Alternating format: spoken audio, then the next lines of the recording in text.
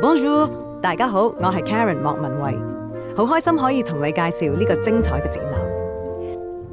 呢個展覽有接近400件展品，包括男女服裝、珠寶、飾物等等，都係巴黎裝飾藝術博物館嘅珍品。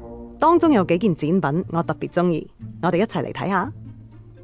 喺18世紀末，出入宮廷嘅人都非常在意自己嘅造型，佢哋會化妝、戴假髮，衣着都分為好多個部分，都幾複雜㗎。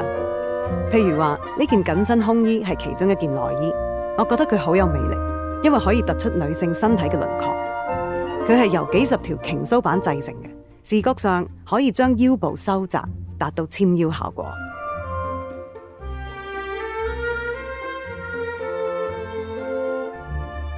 我哋頭先睇到嘅裙撐同埋胸衣，着起嚟其實又唔方便又唔舒服。喺1795年左右，呢啲款式已經被淘汰啦。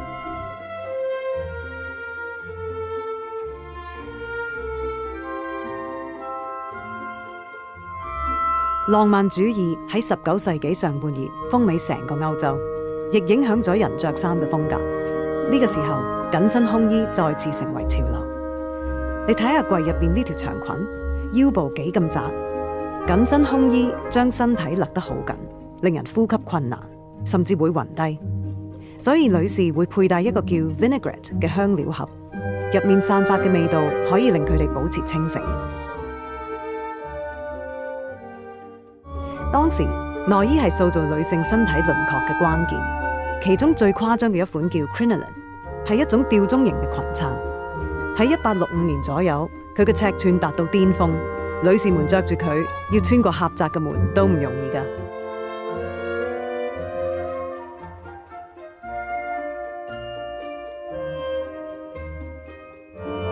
Charles Frederick Worth 係一位非常重要嘅歷史人物。佢被譽為高級定製時裝之父。Worth 係第一位推崇設計師品牌、引用模特兒同埋舉行時裝表演嘅設計師。展櫃入面就係 Worth 設計嘅大作，亦都係我最喜歡嘅展品之一。呢條裙主要由絲綢製作而成，配有大量嘅刺繡，亦都有好長嘅拖尾。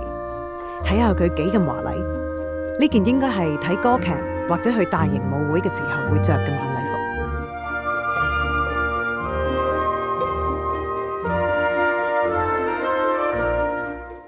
好開心可以參與香港故宮文化博物館呢個展覽，希望大家會鍾意我呢個語音導賞，同我一齊探索呢啲珍貴文物背後嘅動人故事。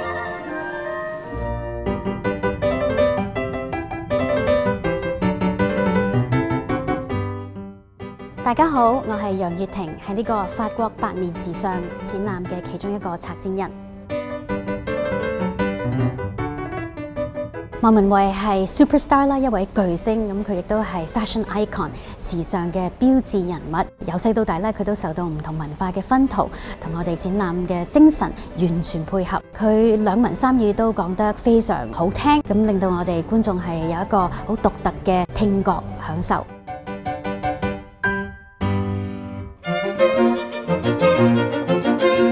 香港故宮文化博物館咧係以中國藝術文化為核心嘅，咁另外一方面咧，我哋一直致力推動中外文化交流，我哋繼續同世界頂尖嘅博物館合作，繼續俾觀眾帶嚟一啲驚喜嘅。咁佈展嘅時間啦特別長，大約3個禮拜。首先呢，我哋要同每一件展品做一個好仔細嘅 condition check， 即係檢查佢嘅狀況啦。咁呢個係博物館嘅常規。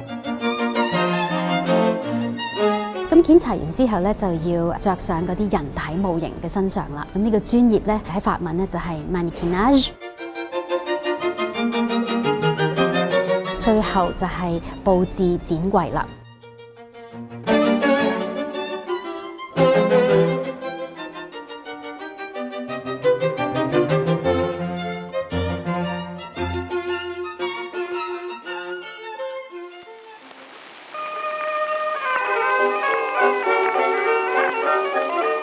呢呢個展覽咧係關於1770年代至到1910年代法國時尚嘅演變嘅。咁有好幾個亮點啦，除咗有女裝，亦都有男裝。咁有啲男裝咧係第一次亮相，係從來未展出過嘅。呢一次展覽以服裝、珠寶、飾物一個一個組合咁樣展出，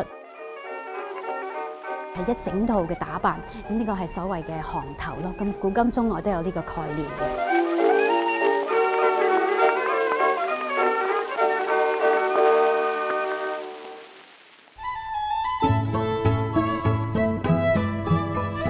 唔同世代嘅人睇同一件文物都有唔同嘅解讀，可能係因為觀念嘅改變、環境嘅改變，唔單止係文物，甚至係博物館自己本身嘅文化意義，同埋同觀眾嘅關係都會不斷咁樣改變。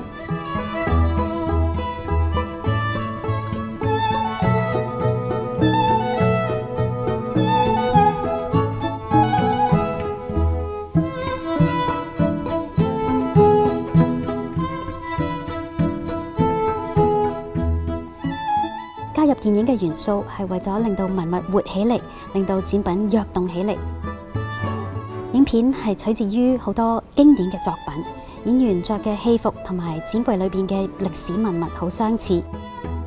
我哋選擇呢啲片段，有啲係展示穿着嘅方法，有啲展示着呢啲衫嘅人嘅身份地位，同埋唔同場合着嘅服裝，都可以體現到服飾嘅社會文化意義。